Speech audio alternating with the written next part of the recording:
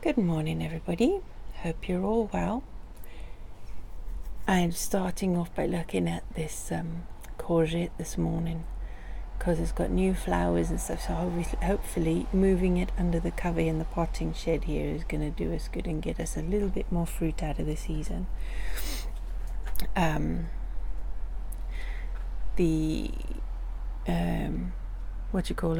Brussels sprouts look like they're ready to go in the ground now, and they're safe enough to withstand slug attack.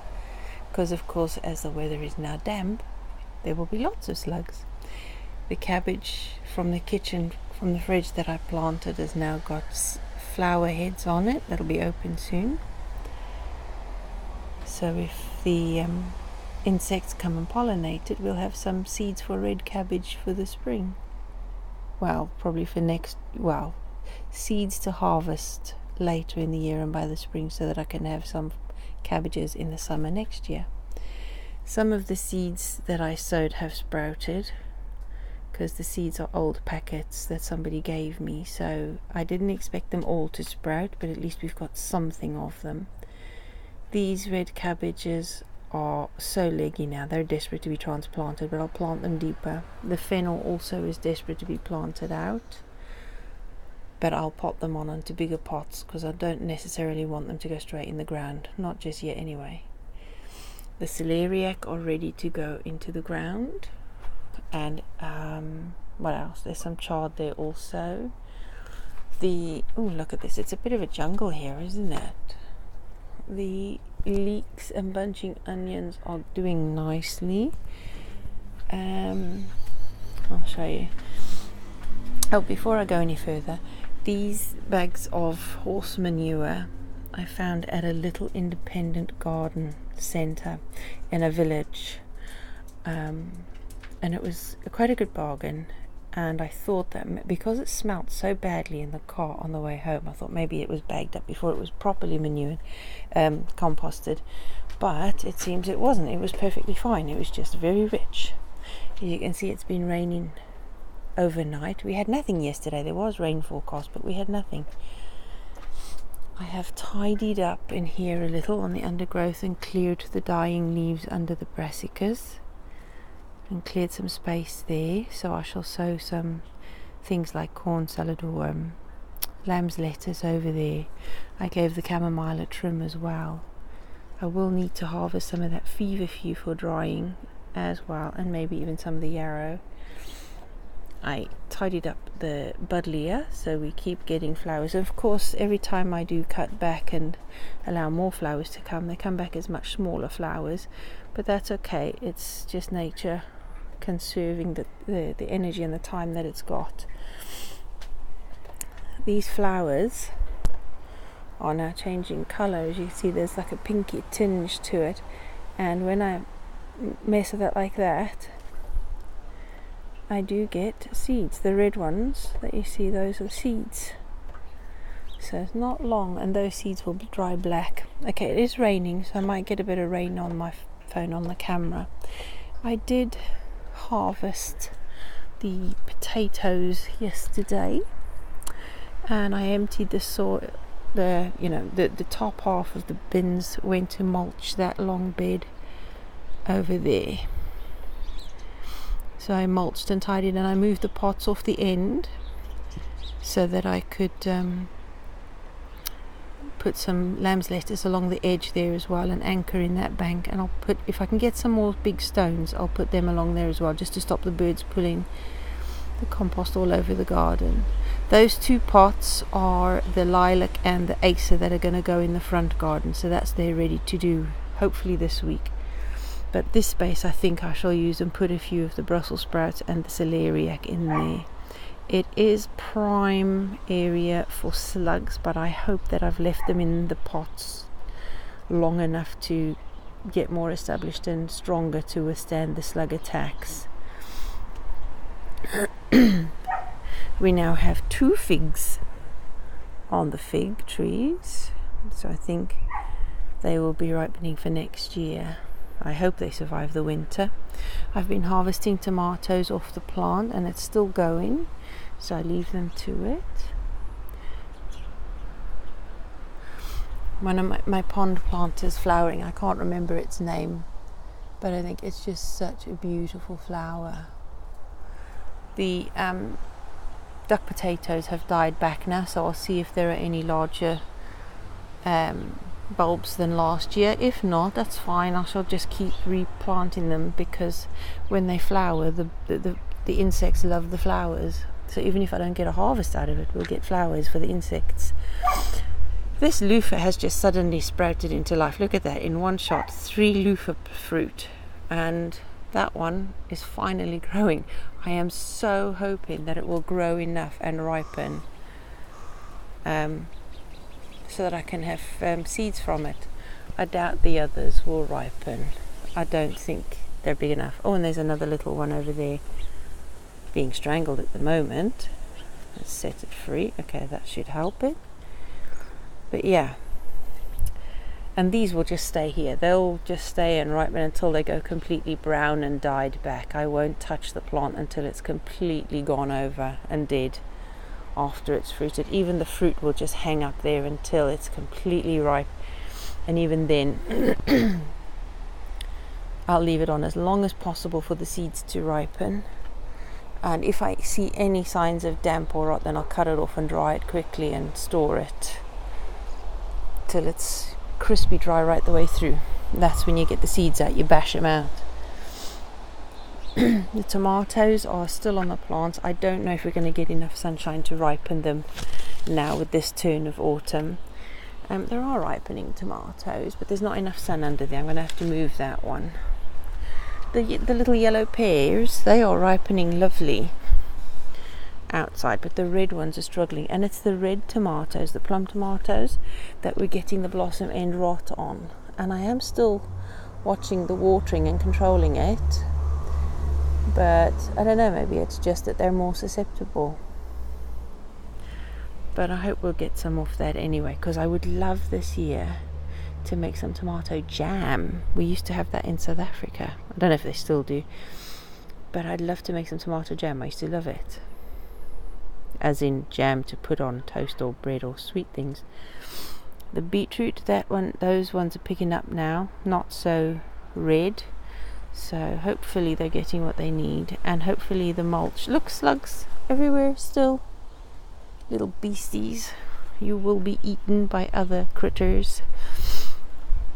I trimmed back some of the dead heading on the calendula because I want to keep them going, and they do still. I have had calendula flowering up to December, so I still want to be able to harvest some flowers. The corn is going over now, so I'm going to have to start harvesting the last of them, and I'll leave 2 cobs on to get seed, so that at least if one of the cobs gets ruined, at least there's one good one. I hope that's the plan. And then the rest of the plants I will just cut down to the ground. I'm not going to pull the stalks up, not this year, and I will pile up more compost on top of that bed ready for planting other stuff. I've got loads of stuff to plant out, so I'm not worried. I'm waiting to put some of these vines up.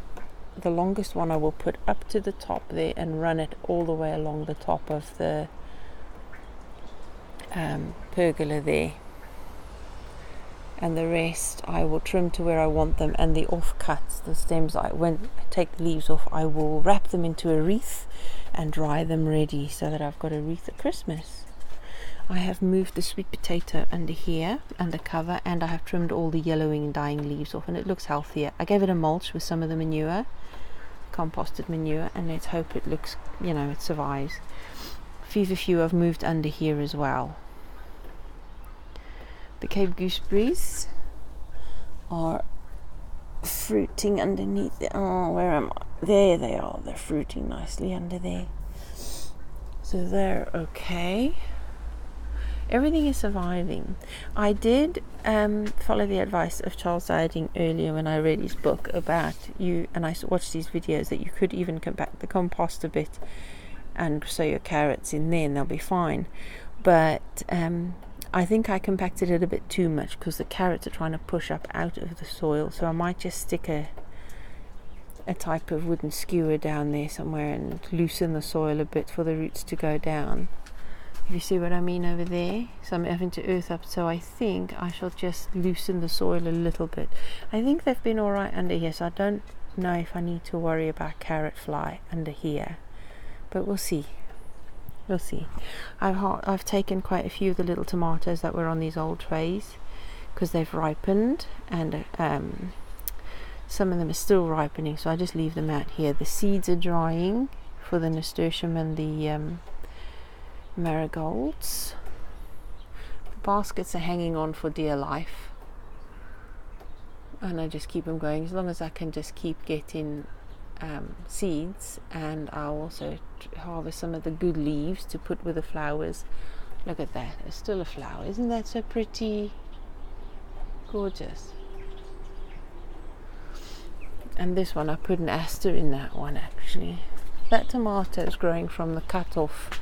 When I cut the one tomato off, a new one has grown, but I will cut it off. There's not enough nutrients in that tub for tomatoes, in that basket, sorry. Look, the asters are giving a little bit of redemption to an ugly basket, because by the end of the year they're looking a bit, end of the growing season, they're looking a bit sad. The yacon is looking a bit sad, and no, those are the beans. That's the beans under there, the yellow ones. They are looking a bit rusty. I'm hoping that's not going to affect the beans inside the pots. But this plant is, again, that will be left on to dry and go horribly brown, but it has to be done if I want ripe seeds. Comfrey's flowering again, so I'm not going to cut that back yet, so the bees at least have some food off that. I'll harvest some of the younger leaves off there to make some oil out of, well, infused oil. I haven't actually checked on the Chilean guava for a while, have I? Yeah, they've still got a couple of fruits. I think they're pretty well camouflaged under there, really. And if you can see that, really tiny, nowhere near ripe. So yeah, that's an interesting one. I'll keep my eye on that one, and maybe it's just because, oh, look at that. Isn't that just such a beautiful creature? No, leave it, silly girl. We don't eat snails, they're not good for doggies. Or slugs. Anyway, tomatoes, most of that came off the plants yesterday because they ripened outside. That was the little bit of potatoes harvest that I had at those at the big tub, but I didn't expect a huge amount because they weren't seed potatoes, but I still got some. So it just proves that even if you can't get hold of seed potatoes, you can get potatoes out of your chitted ones that you buy in the shop, but it's not such a good crop. And I think mine struggled a bit because the soil was actually quite dry in there, so I think I'm going to have to come up with another irrigation system for those great big drums, the tubes. I'll have to come up with a way of watering it so the water gets all the way down, because I don't think the water is getting all the way down through the tubes. Hot chamomile that I've harvested, that shall dry, and I shall make teas and put some in tubs. Oh, look, I forgot about that, the gladioli. Now in full flower. Can't see it properly from that angle. No, I can't turn it either, but it is very pretty. And the other one over there is about to flower. Look at that. That one's about to flower. It's in a pot, and I keep them in a pot so that when I when it's finished flowering and gone over, I shall put it in the front garden, ready for next year. Well, that'll go in. Actually, I'll just leave it there, and then in the spring I'll put it in the garden. Yeah, there isn't much else to talk about as far as the garden goes. The front garden I've still got to do some sorting. I did spot a ladybird right pardon me, right next to a whole bunch of aphids. So even at this time of the year, there are still good guys around the garden, still doing their job, helping keep the pest numbers down. So even though it's a busy time of the year as far as like harvest and keeping on top of things go, there isn't really a huge amount to do. It's pottering really. So I think we're getting to a stage in the garden now where it's not a huge amount to do. I mean, there are still obviously projects that I want to do that will take some physical work. So I think in another year to 2 years, we'll get all of the main structural parts of the projects done. And then it's maintenance and sharing and teaching and experiencing how this all works and goes. So yeah, it's not too bad, we're getting there, and I like taking my time to get jobs and projects done, because then it evolves the way it needs to, more in line with the space that I've got. I didn't get to do a video yesterday because I went in the morning to a friend who's helping me sort out and try to start building my website properly. And I'm very grateful to have a friend who's willing to do that for me. She has her own hands very full, but is willing to give of her time and her experience to help me to do that. I wouldn't afford to be able to do it otherwise. I'd be left winging it, and it would take me a huge amount longer of time to be able to get that done, because I really do need that website up and running. And after that I came home and got stuck into the garden, so that's what I was doing yesterday, and then it was dinner and had the privilege of just a little bit of time with my granddaughter, and then the day was gone. And so when I did eventually want to go and make a video around 8 o'clock, just before the light completely faded, I realized I'd forgotten to charge my phone. There you go, silly as that is. So the rest of this week I shall be transplanting seedlings. Oh, there's a bee underneath the potting shed there by the seedlings. I shall be potting on and transplanting plants into the garden. I don't know if I need to leave that corner a little bit longer. I'll see what state the cobs are in, and if they're ripe then I shall harvest them, and I will chop the plants down and start mulching that bed ready for things to be planted in there, because of obviously the leeks, the onions, and some more beetroot to go out. I know it's a bit late in the year, but I could still get baby beetroot. You know, I know we have had forecast a really sharp, there are reports and forecasts, long-term forecasts for an Arctic blast in October. So we might not get any beetroot out of that, but hopefully if I could get the brassicas established in the ground before that, then they should be all right. Especially the leeks and things like that. So I think we're going to have, I mean, we did say that with having an extreme summer we usually end up with an extreme winter.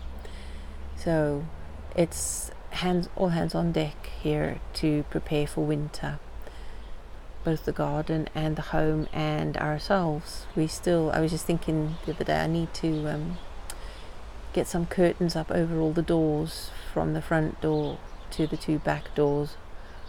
They need heavy curtains over them to help keep the warmth in over winter, and anything else we can do to try and reduce our use of the gas supply for heating, because obviously prices have just soared in the fuel department for heating and electricity.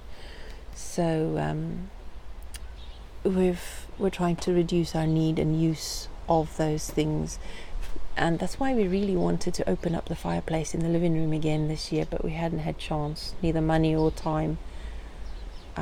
Physically we'd struggle, but I'll engage some help with that soon, if I could get that done next year.